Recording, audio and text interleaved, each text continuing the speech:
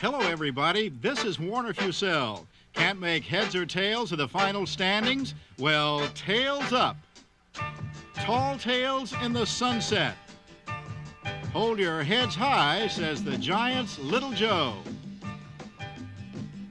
Head 'em off at the stretch. The hightailing Braves get the raves. Tailor-made for October. Reggie heads 'em up and out. Heads up tales of Batman and Robin, quenching a thirst for a Brew Crew first. And farewell, fairy tale. So long, Headmaster. Die hard and cry hard. So keep your head, son, and all that entails. The rhyme and reason of the '82 season you'll soon recall on This Week in Baseball.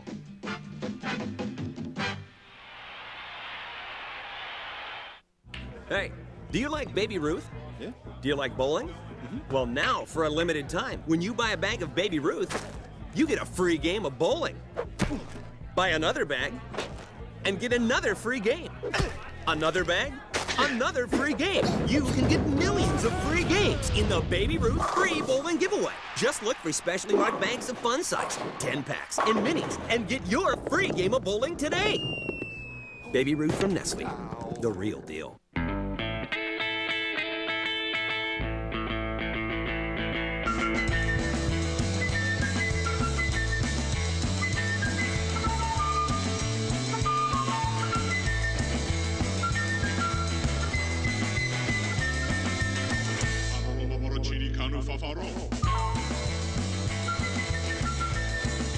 Hotwire.com. Take me out to the party. Take me out to the bar. Pick up the next round of Cold Coors Light. I hope that I got her phone number right. It's those blondes, brunettes, and those redheads with rings in their bellies and ears. For it's 1, 2, 3 nights a week, my bros and beers. Unleash the Rocky Mountain cold taste of Coors Light.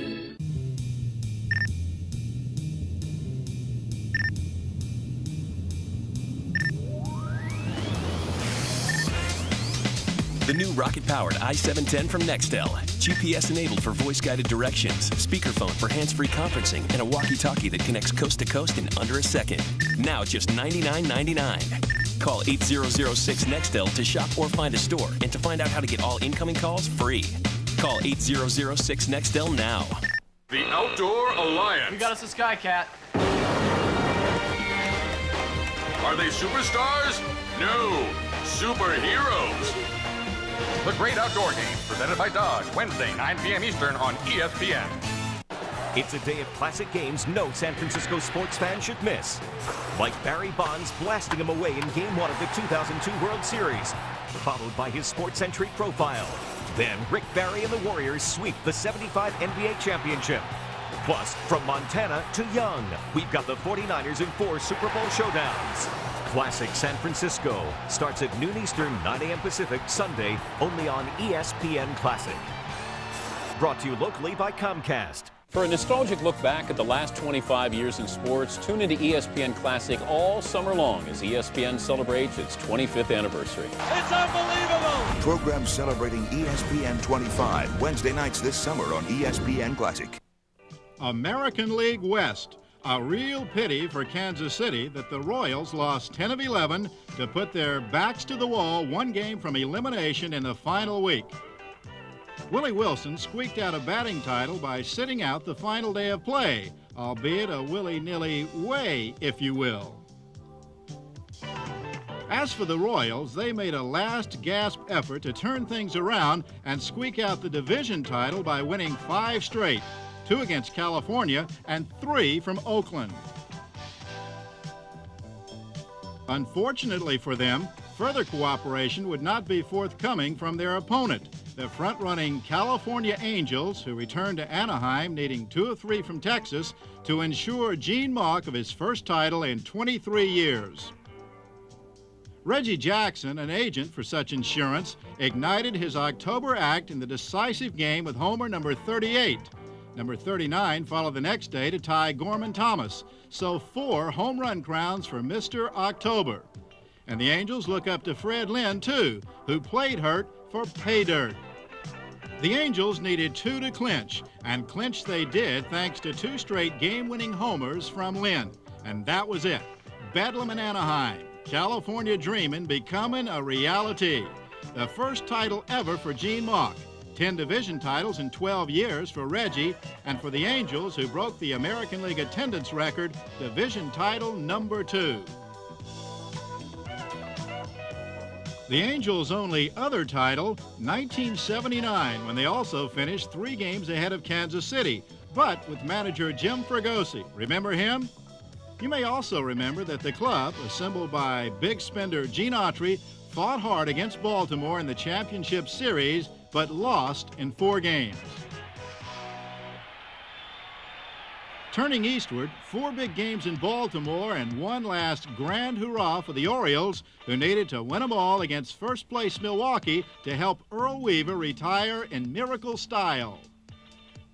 We knew we had to win one game coming into Baltimore, and really our attitude and the way we're going to play the game is the same.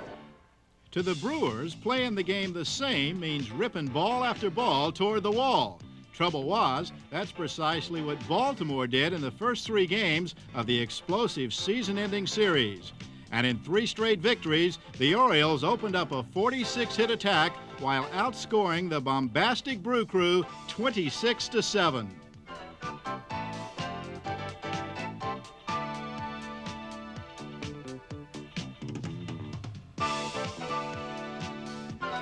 And with 3 straight wins, the Orioles, having won 32 of their last 42 and 9 of 12 from Milwaukee, had finally caught the Brewers in a tie for first place. The stage was set for one more game, Baltimore trying to complete the sweep and a storybook finish, and Milwaukee trying to hang on for its first pennant with veteran newcomer Don Sutton. From the standpoint of his personality, his professional makeup, competitive makeup, and his ability, Don Sutton isn't a gamble. No gamble when the chips are down. Sutton squared off against Jim Palmer, 2 veterans with 520 victories between them, and Sutton cut the Birds' momentum with razor-sharp elegance. And when Sutton's pitches were missing the fine edge, Milwaukee's defense chose to look sharp.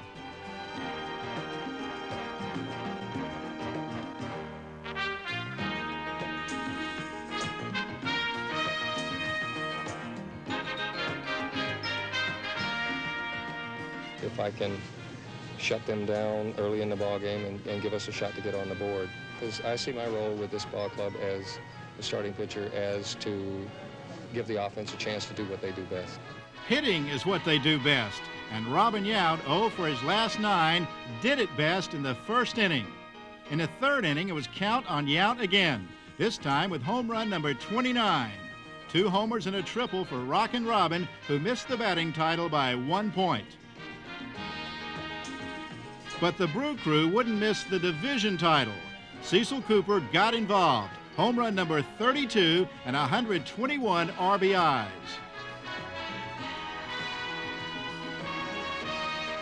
So did Ted Simmons, who unloaded number 23 in the 9th as the Brew Crew racked up 5 insurance runs. A Harvey Wallbanger 10-2 ending for Milwaukee, and the end of Earl Weaver's retirement miracle. 2 clubs with the 2 best records in baseball faced each other on the final day to determine a winner. Only the 3rd time that's ever happened. And for the first time, the Milwaukee Brewers became division champions. A brief chance to taste the bubbly before facing off with the heavy-hitting California Angels. It's a very long season, and all that we worked for happened to come to a head in one ball game, and it's just a very exciting way to win.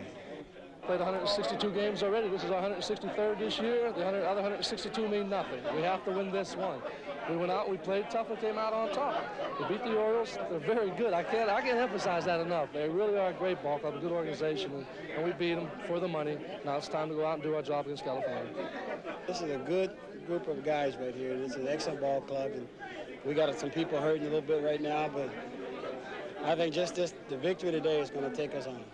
It's going to be a great offensive matchup. I haven't had time too much to think about it. I know that anytime Reggie's got a presence in a playoff, it makes it a little bit more exciting, but we're looking forward to giving the Angels a battle. Last season, the Brewers gave the Yankees a battle in the division playoffs, their first postseason competition of any kind, and a one-of-a-kind affair between two split-season winners. But the Brewers fell just short by losing the fifth and final game in New York. Mr. October, alias Reggie Jackson, helped the Oakland A's beat the New York Mets in the seventh game of the '73 World Series with this home run, while also winning his first of 2 World Series MVPs. Altogether, Reggie has played on 5 World Championship clubs.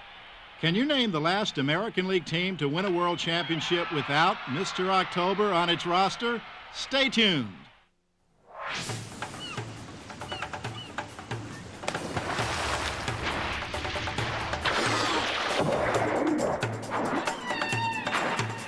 Visa asks, how do you get to the Athens 2004 Olympic Games?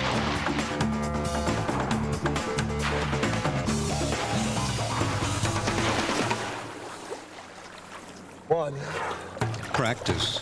Or you can use Visa, the only card accepted at this summer's Olympic Games.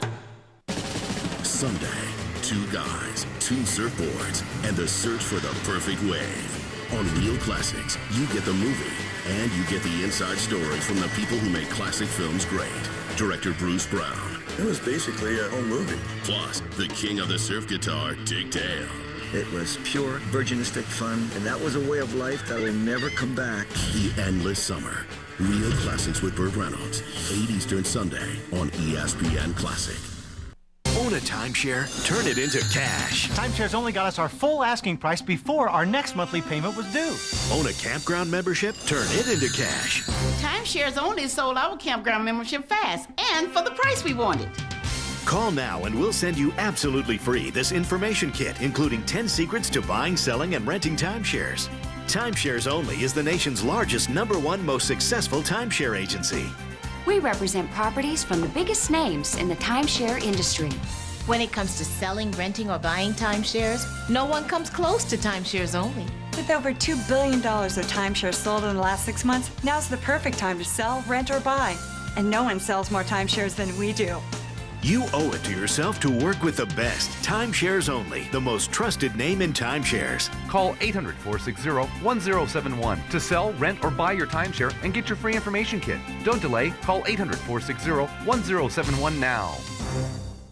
National League West. Another year of Dodger Blue cheer, or so it did appear, until the Los Angeles Dodgers suddenly lost 8 in a row to hand first place right back to the team they had taken it from, the Atlanta Braves, who said thank you kindly, we'll capitalize on the double.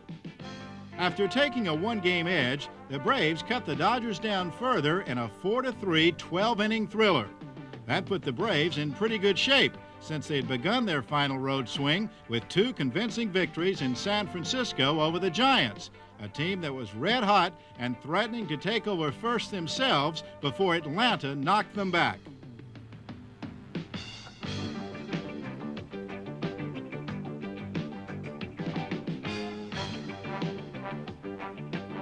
But then, with Atlanta marching and Steve Garvey prepared to seal his LA career with a kiss, the Dodgers suddenly awoke to make a late-hour effort at staying alive and reversing the tide.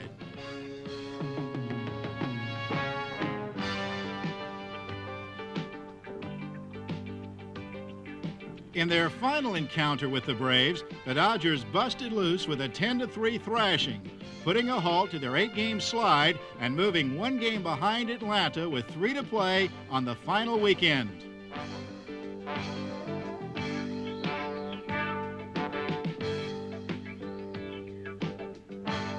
Now, 3 clubs had to monitor each other. Dodgers and Giants in San Francisco, and the Braves playing in San Diego. Phil Niekro, at age 43 and still seeking his first World Series, took matters into hand in Atlanta's first game in San Diego. Niekro blasted his first homer in 6 years and pitched his second shutout in a row for victory number 17. And the Braves moved one day closer to the title, which most people thought had already escaped.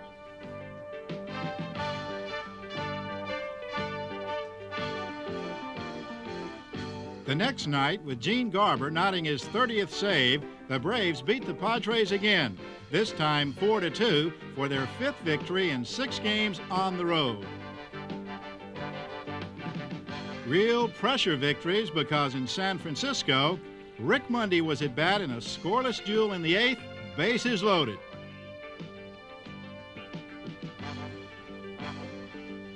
A grand slam and a 4-0 victory. And the next day, a 15-2 Dodger win to eliminate the Giants and keep pressure on Atlanta in San Diego the final day. Then the Braves hit some bad luck, or the umpire, on this double play ball. The result, 5 fifth-inning Padre runs, a 5-1 Padre win, and preparation for a possible playoff in L.A.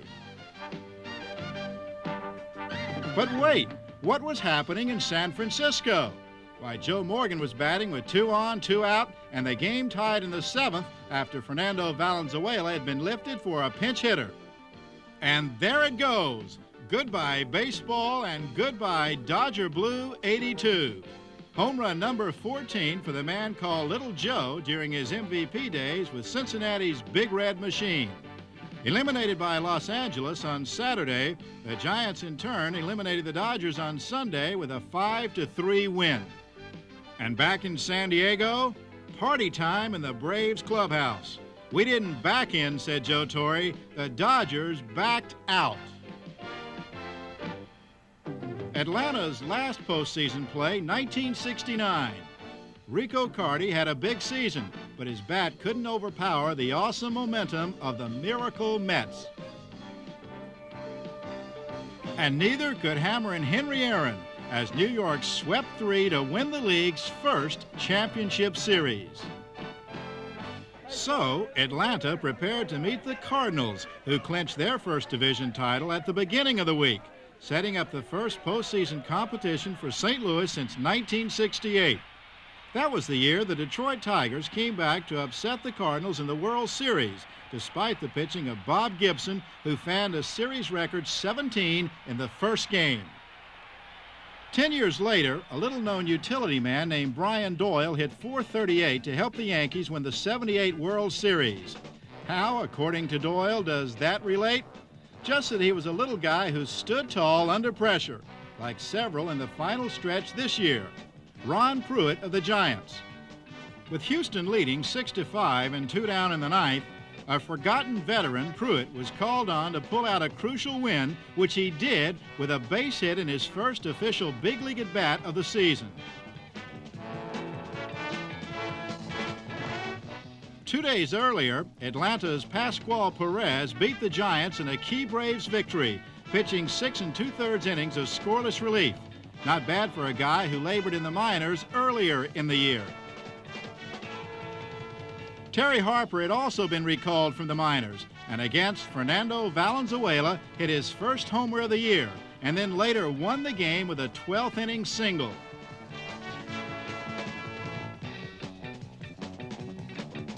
For Milwaukee, catcher Ned Yost, batting .190 lifetime going into the season, hadn't played much, but with a score tied in the 9th at Boston, slammed a 3-run homer to put the Brewers 4 ahead of Baltimore with 5 to go. And for Kansas City, Cesar Geronimo, once of Cincinnati Reds fame, helped the Royals stay alive in a comeback win over California. The seldom-used veteran outfielder homered, tripled, and went 3 for 3 while batting 9th in the Kansas City lineup.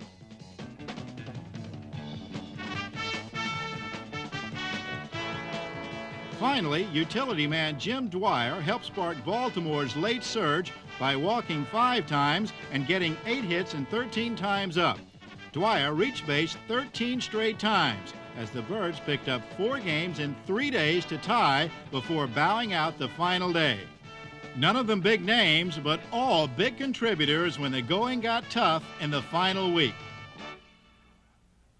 Reggie Jackson played 1 season for the Baltimore Orioles in 1976, but couldn't help them get to the World Series.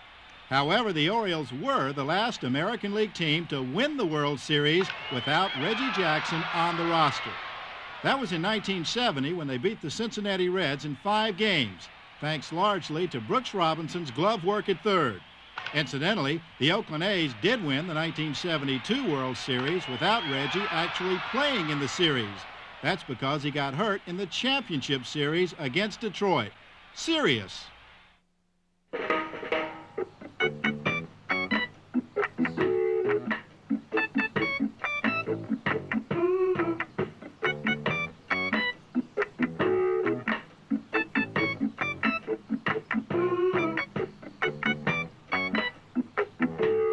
Red Stripe and reggae, helping our white friends dance for over 70 years. Red Stripe, it's beer. Hooray, beer! Hey, do you like Baby Ruth? Yeah. Do you like bowling? Well, now, for a limited time, when you buy a bag of Baby Ruth, you get a free game of bowling. Buy another bag, and get another free game. Another bag, another free game. You can get millions of free games in the Baby Ruth free bowling giveaway. Just look for specially marked bags of fun size, 10 packs, and minis, and get your free game of bowling today. Baby Ruth from Nestle, the real deal. Dear Daryl, we heard you're running with Toyota Power. So how do you like your new truck? Eddie Connor, Westboro, Mass.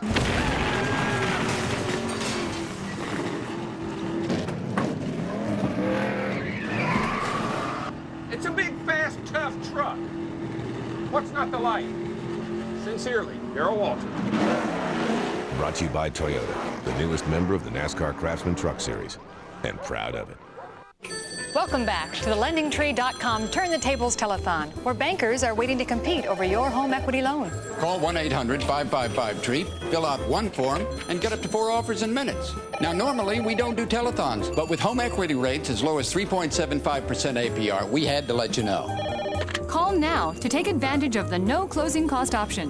Go to LendingTree.com or call now, 1-800-555-TREE. When banks compete, you win at LendingTree.com. On the next Cheap Seats. That doesn't look like that much weight. The thrill of victory. Oh, God, I was wrong. The agony of Arnold. You want to do what with me, with your what? Okay. The heartbreak of Twirly. It's not your fault. As the boys ask. Please, no, please, no. What makes a real man? Now what do I do? Their answer may shock you. Sweet dress socks. Cheap Seats, 10 Eastern Thursday on ESPN Classic. Welcome to the open call auditions for The Sopranos. Infidelity. My wife, Denise, had fallen in love with Rick Manning. Alcoholism and comeback. He worried so much it drove him to be the best in the game. Sports Century Dennis Eckersley premieres 9 p.m. July 19th on ESPN Classic. 2 guys, 2 surfboards, and the endless summer. Sunday. Hey man, you're always reading about pennant pressure, but is it real? Like, okay, maybe he's for real, but is it really pennant pressure that turns them red or green in the face? Or is it stuff like this that makes them call it pennant pressure? Huh? You know, stuff like this. Like, wow, stay down, gents. Gotta help these folks simmer off. No, 'tisn't true. No such animal as pennant pressure. Dig?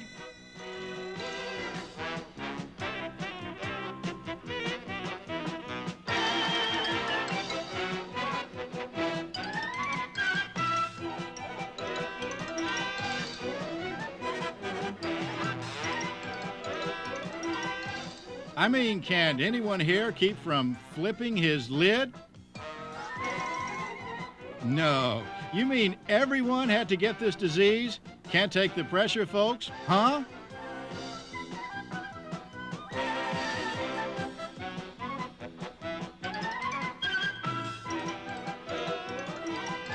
Well, guess you can't blame these fanatics for what happened in the pennant stretch. If the head can stand it and the Gypsies' boots fit, that's it. Just pin the reason on that weirdy season. Of course, pennant pressure leads to serious pressure, World Series. And from World Series past, catch these hot potatoes. Joe DiMaggio in 1947 to Brooklyn's Al Gianfrido. Say it ain't so, Al. Granny Hamner of the Phillies in the 1950 series to Hank Bauer of the Yankees. Vic Wertz of Cleveland hitting in 1954. Every fan around thought they saw it. See it again. The New York Giants, Willie Mays in high gear. Say hey. Yogi Berra in 1955, the play that helped Brooklyn win its only world championship. Left fielder Sandy Amoros with the catch and a double play to break the Yankee rally. Baltimore's Boog Powell in 1966 with a home run bid. Denied by Willie Davis of the Dodgers. Willie Davis now the hitter, same series. And in left field, Kurt Blefary. Elrod Hendricks of Baltimore versus the '69 Miracle Mets. Take it easy, Tommy Agee. 69 again. This time, Brooks Robinson was robbed by Rocky Ron Swoboda. Lee May of the Reds smashed it, and Baltimore's Brooks Robinson cashed it. It happened in 1970. Finally, 1981, the Dodgers' Steve Garvey rejected by the Yankees' Greg Nettles. Okay, back to present time, and Brian Giles, the Mets' second baseman of the future. Against the Cubs, it was Giles with 1 out, 2 outs, and a triple play. Pretty rare, but watch this one. Giles on the fly, and the throw makes it a double play. Certainly, he's no Giles goat boy. Next, a hand for the grandstand. More than 44 million fans at the ballpark this season, a Major League record. Also, a National League record of 21 million, and in the American League, a record 23 million. More fans than any league in any sport. Also making news at season's end, Andre Thornton of the Indians. What a comeback. 116 RBIs and 32 homers. 31 as a DH to tie the records of Rico Carty and Jim Rice. In Detroit, Lance Big Wheel Parrish set a record. 32 home runs, more than any American League catcher ever. Yogi Berra hit 30, and so did Gus Triandos. In Pittsburgh, farewell to Willie Stargell and a career of memories. Batting leadoff in the final game, Pops went out with a bang, or base hit, against the Expos. In Boston, the scoreboard spelled it out, an American League record for innings by a reliever. Bob Stanley has it with 168 1/3. And in Toronto against the Twins, Jim Clancy came close to perfection. 24 batters retired before a blue pit broke up his perfect game in the 9th.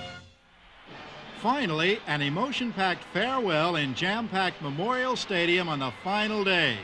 The Orioles had just lost a pennant, but Wild Bill Hagee led a cheer long to be remembered for manager Earl Weaver, recipient of this week's Gillette Special. Earl congratulates Harvey Keene and the Brewers on a victory he wanted dearly, but Earl certainly had his share. His lifetime winning percentage of .596 is higher than that of any team in the majors this season. Congratulations, Earl. See you next week, folks, on This Week in Baseball.